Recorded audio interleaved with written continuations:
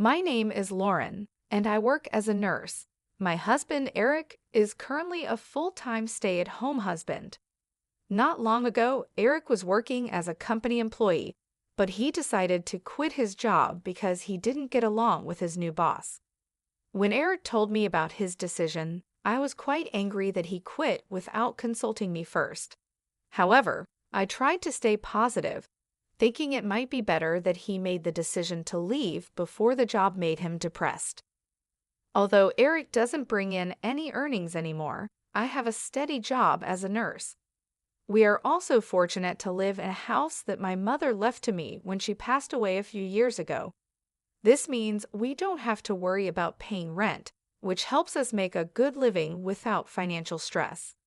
Initially, I was very anxious and stressed about Eric not working. It felt strange and unsettling to be the sole breadwinner of the family.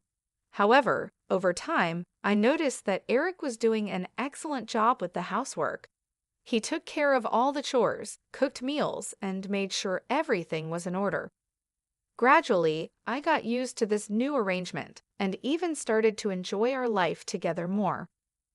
One day, I came home from work to find my sister-in-law, Melissa, visiting our home. Eric greeted me cheerfully as I walked through the door. "Welcome home, honey. Hope you had a great day at work." "Oh, I think I forgot to tell you Melissa was coming over. I'm sorry I forgot to mention it." To be honest, I was a bit upset with Eric. He spoke as if he wasn't sorry about it at all. But then, I realized it had been a long time since I had seen Eric so cheerful and relaxed. "I see. It's totally fine. But from next time, could you please let me know in advance?" I replied, trying to stay calm. Eric smiled and agreed. He then turned to Melissa and suggested, "Maybe it's time for you to head home now." But Melissa didn't seem to agree. "Already? I don't want to go home yet. Since this house has enough space and room, I think I want to sleep over tonight," she said. I was taken aback by her response. It was unexpected and put me in a difficult position. I didn't want to be rude, but at the same time, I was hoping for a quiet evening after a long day at work. However, seeing Eric so happy and my sister-in-law being comfortable, I decided to go along with it for now. I smiled and said, "All right, Melissa, you can stay over tonight. But please, next time, let us plan it out a bit better." Melissa beamed with joy, and Eric looked relieved. We spent the evening together, and I tried to make the best of it, even though it wasn't what I had planned. I reminded myself that family is important, and making small sacrifices can lead to stronger bonds and happier moments. I looked at Eric's face, and in a panic, he told her, No, it's too sudden, Melissa. Please go home for today." When Eric said that, Melissa glared at me and went home angrily. "Why did Melissa come over today?" I asked. "It's quite a distance for her to come over." Actually, Melissa got a divorce recently. She has no place to go, so she went back to my parents' place. But their apartment is small, and they asked her to hurry up and find a job and give them money. She feels very unwelcome, and I feel sorry for her, Eric explained. I listened to my husband and got frustrated because I couldn't understand why he felt so sorry for her. Then Eric said, "I am sorry about today. I have been searching but couldn't get a job, and I wanted someone to listen to me for a change, so I let her in." I was angry at Eric for his selfish behavior but realized he needed this. I said, "Okay, it's true that it's better to have someone than being alone in that kind of situation. But next time, make sure you call me and have her leave before I get back, okay?" I wondered if I was spoiling Eric too much, but I made sure he knew to inform me next time, so I stopped talking about it further that day. 5 days later, Eric texted me while I was at work. "Hey, hope your day is going great at work. Melissa is saying that she wants to come over if that is okay with you. You're working until 8 p.m. today, right? I will make sure to have her leave before 8 p.m. It had only been 5 days since she last came over. Eric said he would make sure Melissa leaves before 8 p.m., but I worried about how long she planned to stay. I said, "Fine, make sure she leaves as soon as possible." I really didn't want Melissa to come over, but seeing Eric so happy about it, I agreed. I wanted Eric to enjoy his time with his sister, so I didn't think much about it. At work, it was such a busy day that I totally forgot Melissa was coming over. When I finally got home, she was still there. "Huh, why are you still here?" I asked, feeling a bit annoyed. Eric noticed my bad mood right away and panicked. "I'm so sorry. I've been asking Melissa for advice and lost track of time. Melissa will leave now." Eric turned to Melissa, and she sighed, saying, "Yes, yes, I will go home now." She started packing her things, acting annoyed, and then laughed. Her attitude really bothered me, so I said, "What's up with her? This isn't her house. Doesn't she have any sense?" Eric defended her. "You're saying too much. She came all the way here just to help me." I thought they could have met somewhere else, but I was too tired to argue. "You're right. Sorry I said too much. I'm just too tired today. I need to rest." Eric looked like he wanted to say more, but I was exhausted, so I went to bed without another word. The next day, I had a day off and was relaxing at home. Eric came up to me and said, "About yesterday, I'm sorry. I was wrong. I wanted you and Melissa to get along, but it wasn't a good time." Since we hadn't talked much lately, I realized how much he wanted us to get along. "Oh, that's the reason. I've been so busy that I haven't made time for us. I did say too much yesterday. I'm sorry." Eric was happy we talked it out. "Okay, today I'll make your favorite dish, meatball pasta." He started cooking, and then his phone rang. "Who's calling?" I asked. "Oh, it's Melissa. I wonder why," he said. I had a bad feeling about it, but told him, maybe it's urgent. Eric checked with me and then picked up the phone. I couldn't hear what Melissa was saying, but the call ended quickly. "How is Melissa?" I asked. "She said she has something to tell me, so she's coming over now," Eric replied. I was irritated because I didn't want to see her on my day off, but since she was already on her way, I couldn't say anything about it. Eric tried to lighten the mood by continuing with dinner. As he cooked, I sat on the couch, feeling a mix of frustration and exhaustion. I had hoped for a quiet day off, but it seemed that wasn't going to happen.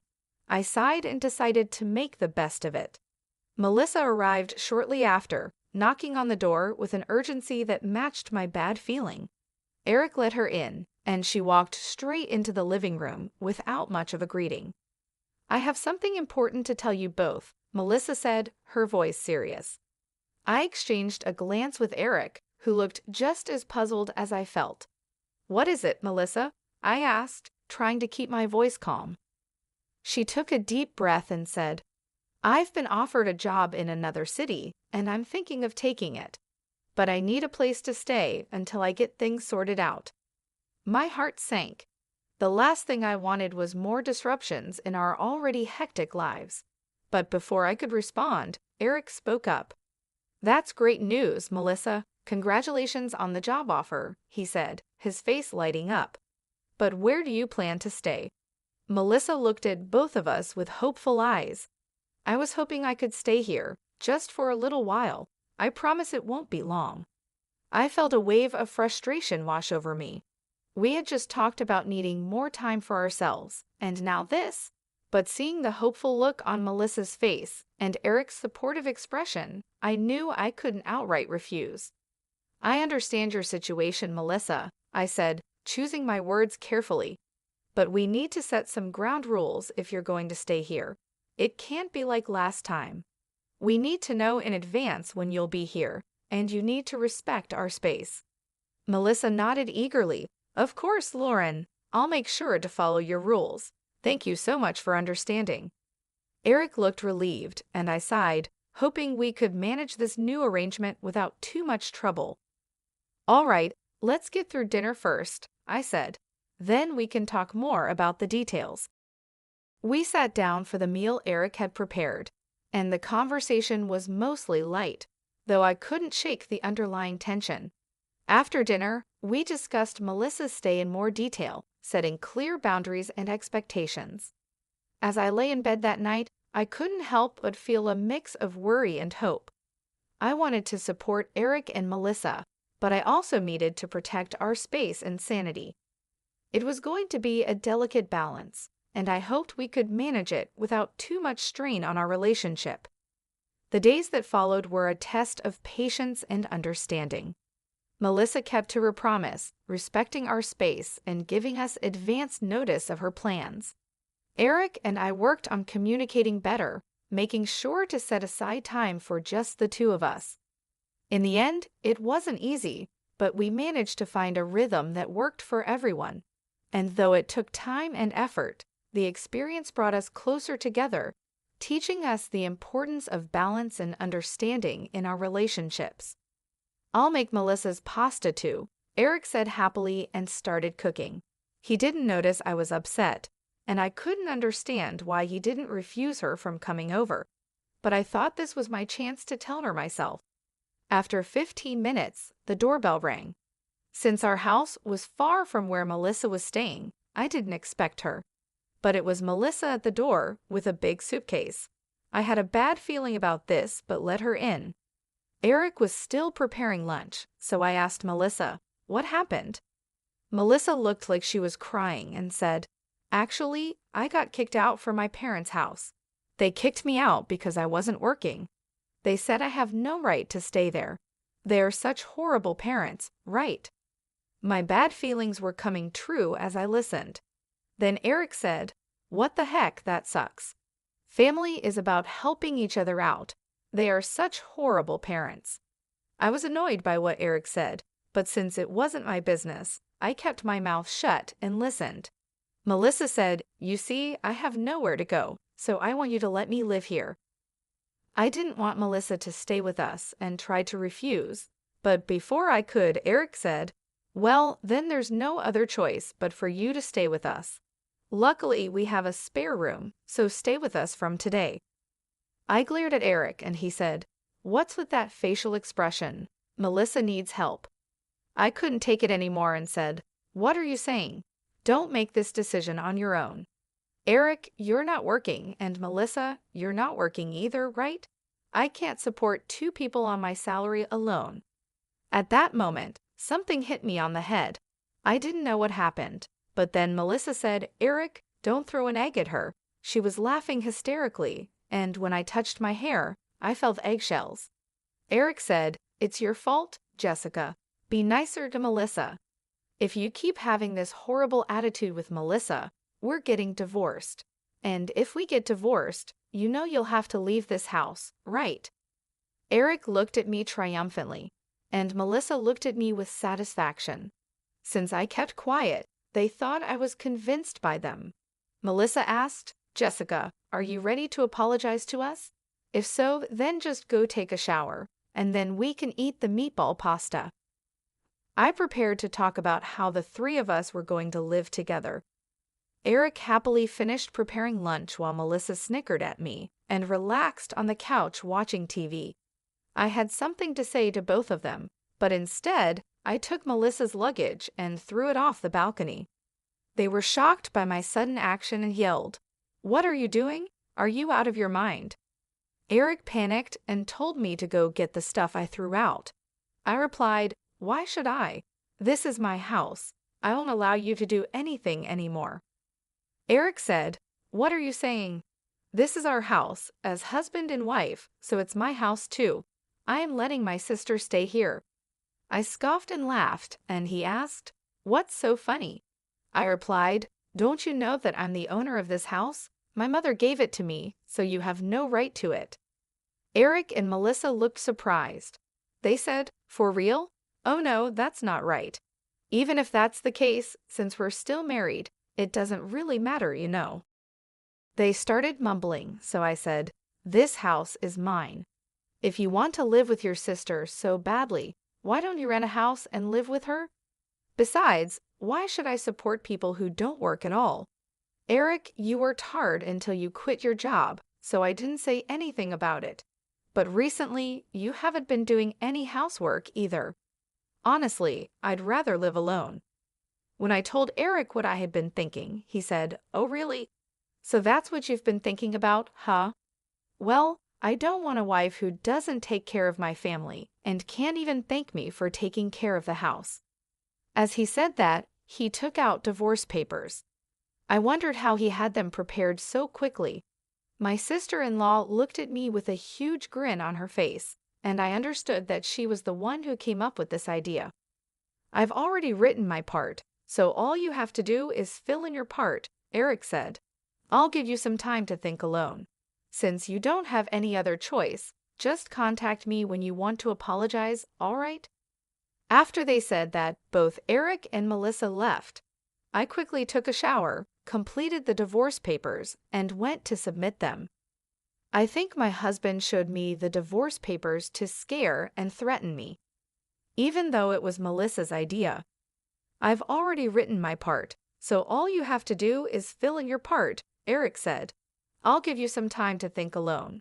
Since you don't have any other choice, just contact me when you want to apologize, all right? After they said that, both Eric and Melissa left. I quickly took a shower, completed the divorce papers, and went to submit them.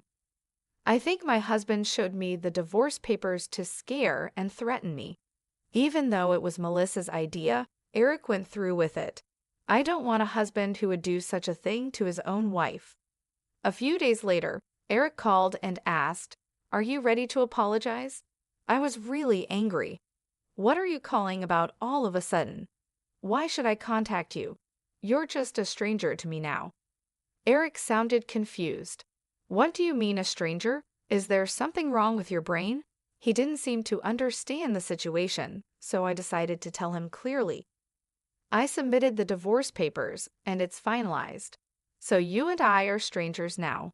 Oh, and I sold my house already, so even if you try to come back, there's no point. I also quit my job and am starting fresh somewhere else. I sent all your belongings to your parents, and they should be arriving soon. I'm worried if they'll all fit in their small place." Eric seemed clueless about what was happening and sounded like he was arguing with someone on his end.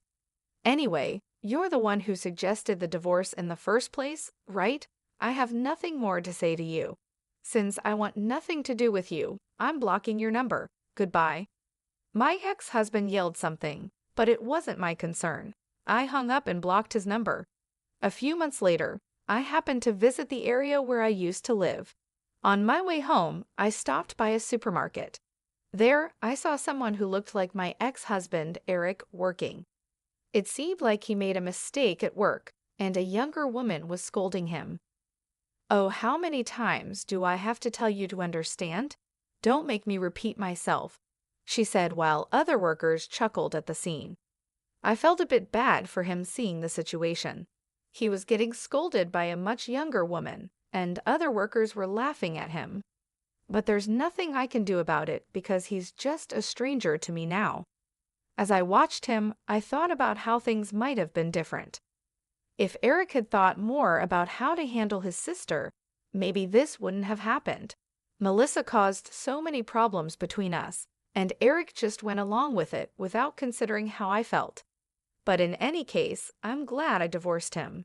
It wasn't an easy decision, but looking back, it was the right one. Now, I am enjoying my life being single. I have more peace and freedom. I don't have to deal with the stress of their constant drama.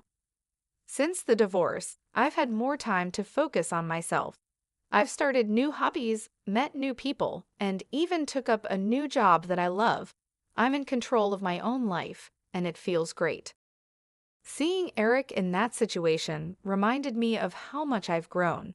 I don't have to worry about his problems or his sister's issues anymore. They are not my responsibility. I am free to live my life the way I want, without the constant stress and unhappiness that came with our marriage. So while I felt a bit bad for him in that moment, it quickly passed. I reminded myself that he made his choices, and I made mine. And my choice to leave was the best decision I could have made for my own happiness.